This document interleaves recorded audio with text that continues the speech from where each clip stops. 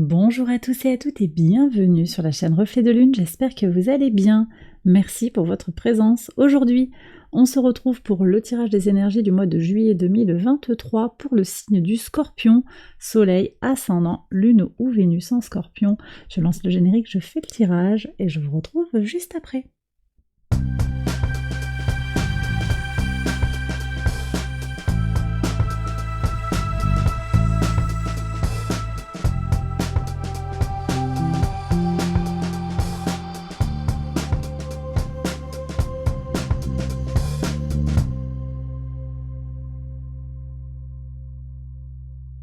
Alors on y va, les scorpions, pour les interprétations. Votre arcane majeur du mois, c'est le magicien.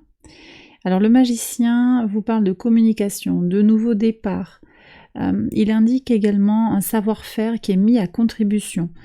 Vous avez peut-être des connaissances, un savoir-faire que vous allez utiliser pour aider quelqu'un peut-être. Une nouvelle relation aussi qui arrive, du potentiel pour des rencontres. Ça peut être une personne jeune en particulier ou quelqu'un qui est moins expérimenté que vous. On va voir ce que vous dit l'oracle. L'action et l'ego. Ouh, c'est fort ça. Ah, très très fort. Bon, moi je suis beaucoup tout de suite là avec la lune noire qui est en Lion. Il y a une question à aller explorer, je pense, hein, sur ce mois de juillet, qui est corrélée au pourquoi du comment. Il y a quelque chose qui est tourné vers l'action, clairement, du potentiel, mais aussi se poser la question de pourquoi, qu'est-ce que ça nourrit chez moi. Il y a un travail de l'ombre ici, que vous faites si vous en avez envie, vous le savez, c'est pas...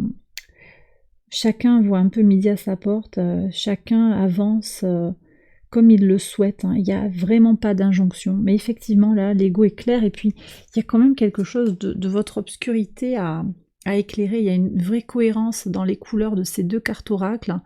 Quelque chose est à éclairer, et donc vous avez peut-être des choses à entreprendre aussi sur le plan de votre paix intérieure, sur le plan de tout ce qui est connecté à votre polarité masculine aussi, qui est très corrélée à la maison 5. On verra ce qu'il y a ici.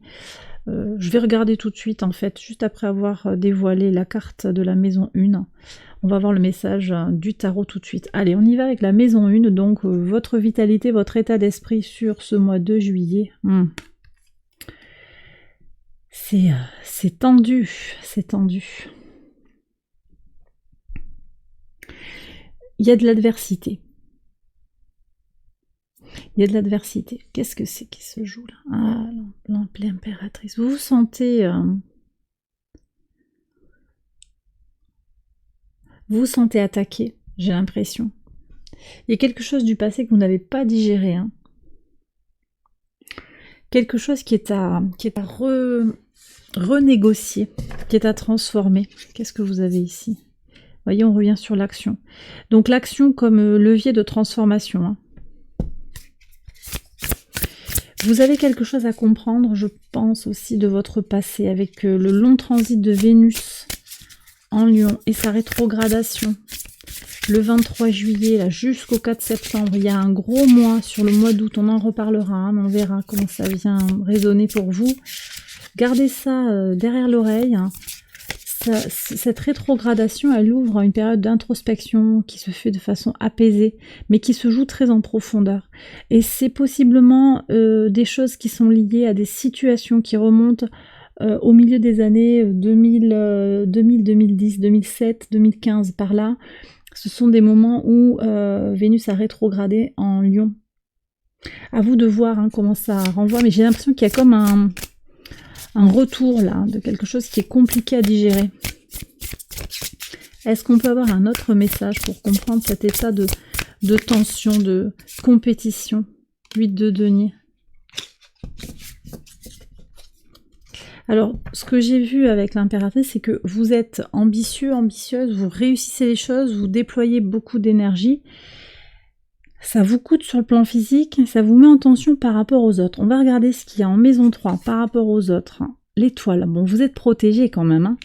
Sur la maison 7, ouais, ça va vite. Hein. Beaucoup de pas et de démarches, des communications. La communauté, la tour. Ouais, bon.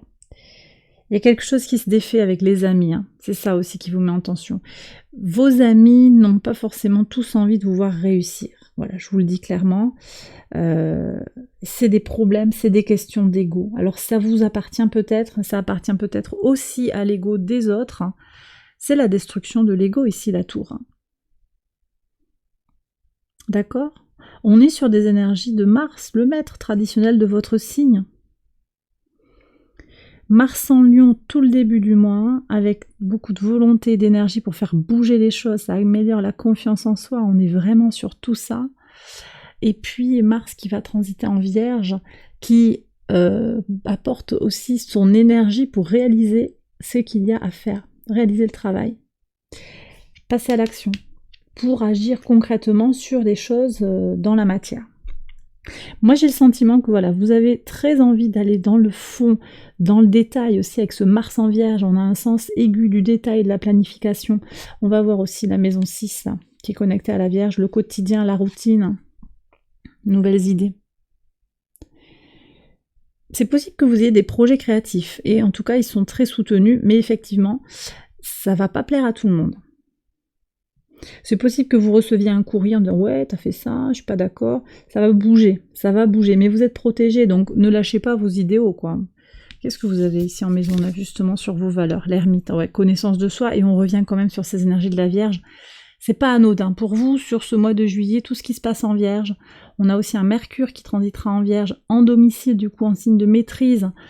À partir du 28 juillet, là on a les capacités d'analyse à des fins pratiques. Hein. Ça peut pousser à aller dans le détail, la lecture d'un contrat.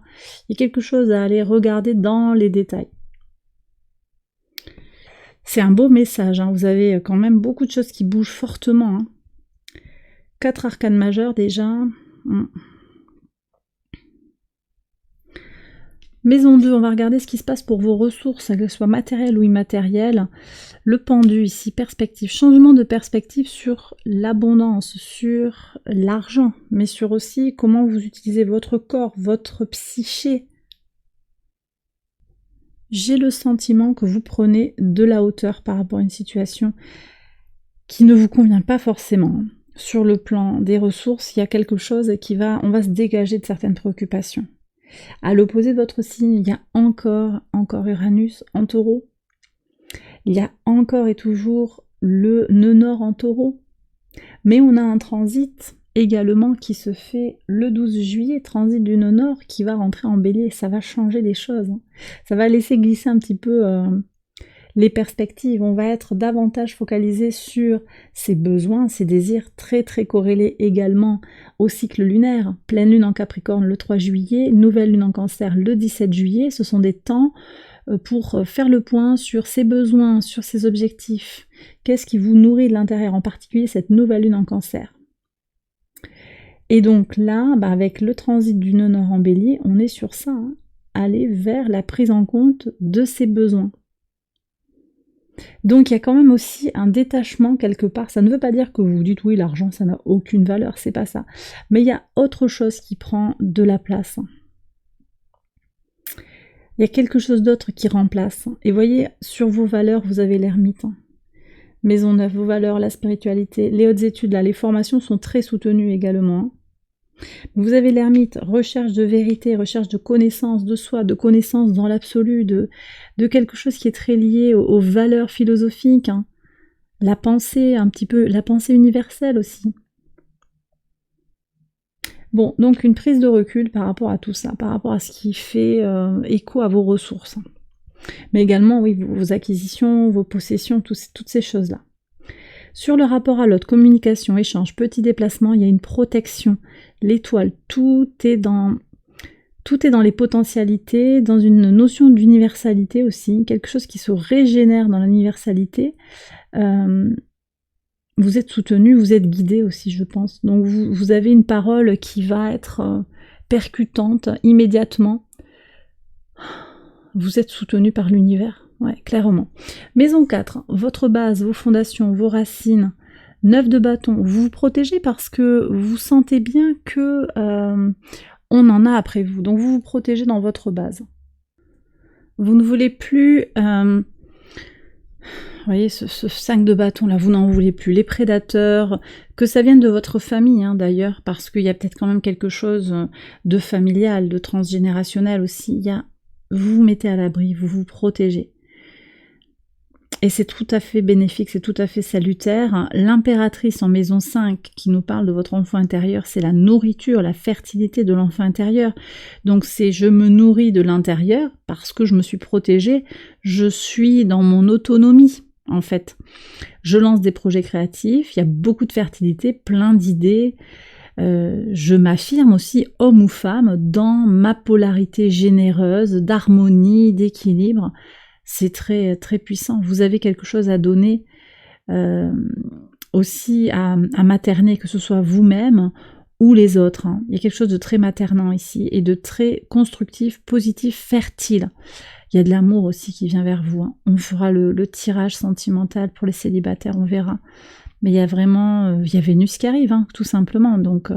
Vénus en Lion tout le mois de juillet, c'est quand même une Vénus qui apporte cette intensité au sentiment. Alors certes, on est avec une Vénus au carré de votre signe, mais il faut voir, elle vient peut-être révéler des choses, mettre des choses en tension, tester aussi votre motivation, votre détermination, votre alignement entre vos paroles et vos actes. Vous voyez, il peut y avoir ça aussi que je ressens là.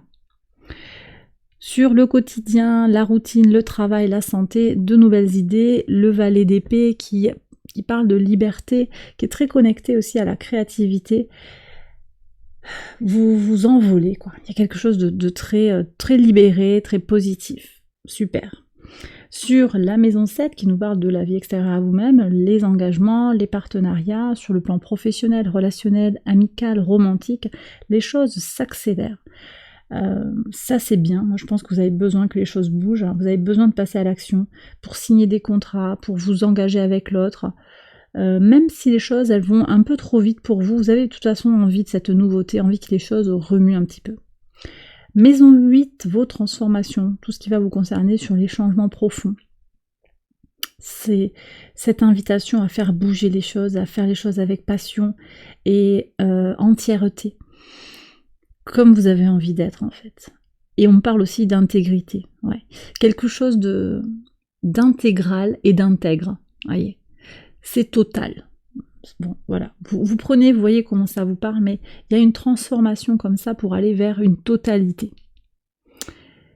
Beaucoup de passion, beaucoup d'envie, quelque chose qui vous motive. Ça peut être sur le plan relationnel, ça peut être sur le plan sentimental, ça peut être sur les projets, sur la mission de vie. On va voir ce qui vient en maison 10. Ouais. Vous voyez, je vous parlais tout à l'heure de cohérence, d'alignement. Il y a quelque chose qui s'aligne de toute façon. Valet de bâton, ça s'aligne sur... Ici, on a les chakras. Vous êtes en cohérence avec vous-même. Voilà. Sur ce que vous voulez faire, comment vous vous projetez dans le monde, c'est très cohérent, ça prend tout son sens, les pièces du puzzle s'alignent, tout est ok. Ça passe par votre action claire sur quelque chose, sur les messages de votre ego, hein, cette part d'ombre que vous avez envie peut-être d'explorer. Hein. Si vous vous sentez appelé par ça, allez-y.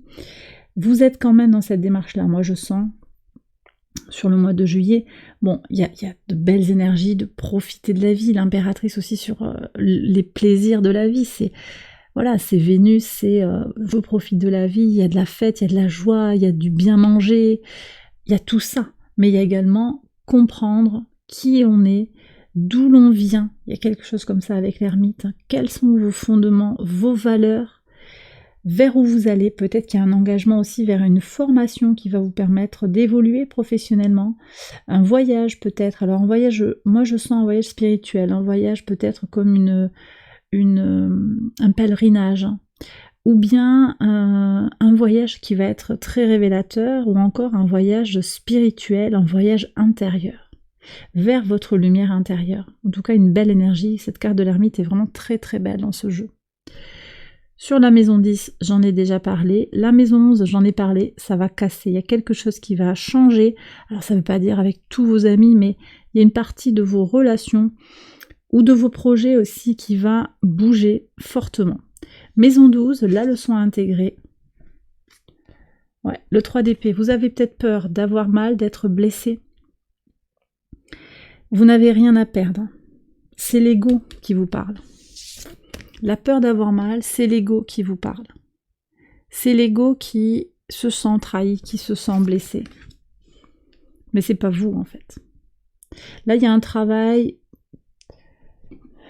un peu profond en fait que vous pouvez ne pas avoir envie d'engager et ça se comprend complètement.